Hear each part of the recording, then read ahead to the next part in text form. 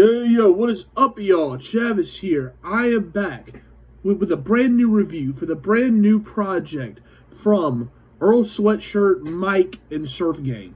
So, this project here is a very interesting project because it's supposed to be a collab project, but the way it's set up is it kind of the way to compare this project is to think back to OutKast with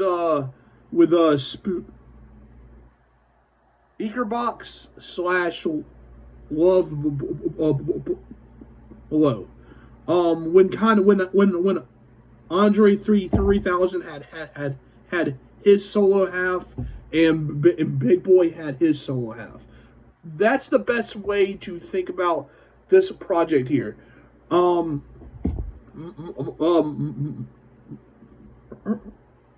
Earl Sweatshirt had his half.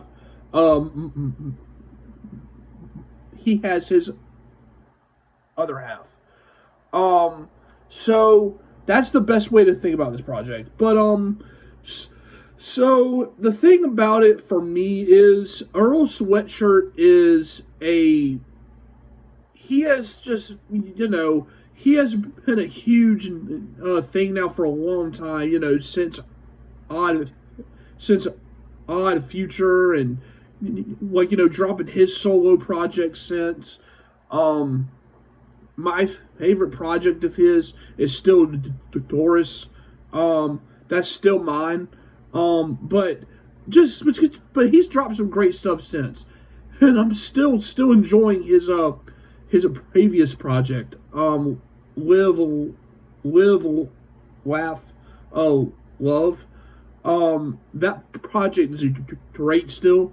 And when it comes to Mike, the thing about him to me is just that his flows to me can kind of just be very hard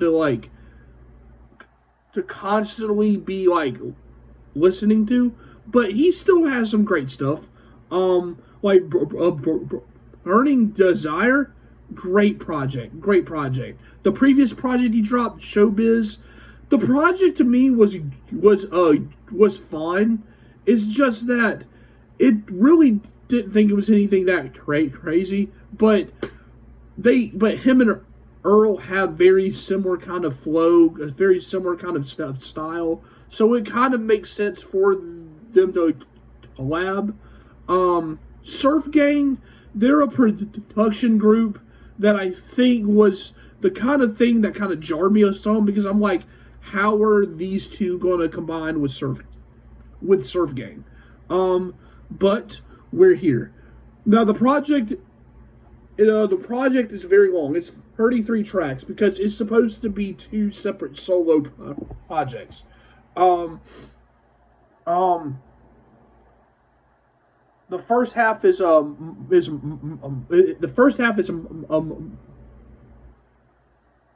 Mike's half.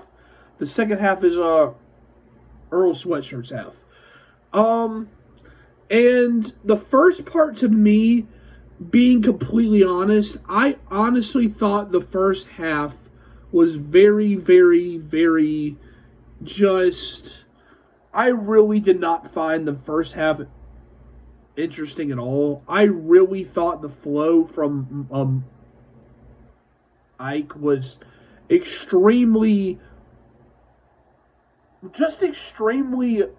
underwhelming and kind of hard to sit through. I'm not gonna lie. The first 13 tracks from him, 14 tracks something, was, being very completely honest, it was hard to sit through. The production from Surf Gang throughout this project though was great though. The production from them was very good. It was just Ike's first half was really kind of hard to sit through. While I see what he was trying to go for, I really just think his flows were very hard to sit through. I thought they were very hard to just kind of sit through each song he had. it was just like what kind of just the production was fine. It was just the flows that were the same were just kind of like, damn, dude, change it up some. Like, fuck. Like, it was just hard to sit through the first half. I'm really not gonna lie. Pompeii was very hard to sit through. It was just, yeah, this was just a very hard first half to sit through. Now, Earl Sweatshirt second half. Earl Sweatshirt second half was actually very, very, very good. Um, to me, I really think Earl's half shined on here. I really enjoyed his second half. His solo project half. Um, he I think he has the versatility. He has the ability to kind of combine very well with Surf Gang's production. Because he's collaborated throughout the years with like Alchemist and other producers, but so he's kind of had the long time to kind of be versatile and yeah. So I think Earl Sweatshirt really knew how to kind of flow through the production. His flows were very good. I enjoyed his delivery throughout the second half. To me, I really feel like Earl Sweatshirt's solo side was actually very good. There were some that I know kind of had split, kind of had there were some that I saw that said the project was very, very, very underwhelming. Which to some, yes, the first half for sure, but the second half from Earl was actually very fine. The production throughout the project was very, very, very good. Very, very, very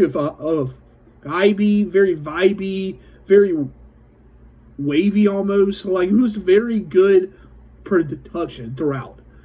But it was just the flows from Ike in the first half was extremely disappointing and kind of hard to sit through, man. Like for like the song from the first half that I enjoyed was Tampering, and that was probably the only track from the first half that I truly think he actually tried.